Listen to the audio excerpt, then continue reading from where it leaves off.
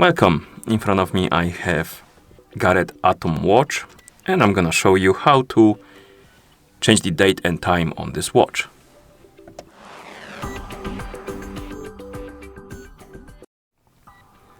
So first thing we need to do is to wake up the screen on our watch, and you can do it by pressing the middle button. Once you wake up the screen, press the middle button again to open the menu, then scroll through the menu and look for the settings icon. And once you find the settings icon, tap on it to enter the settings. In settings, you will see the option date and time. Tap on it, and here we can change the date and time on our watch. You can also turn on or off the 24-hour format. If you turn it on, the format for the hour will be 24 hours, and if you turn it off, it will be 12 hours. So you will see the AM and PM. To change the date, you can simply tap on date right here. Then you can change the year.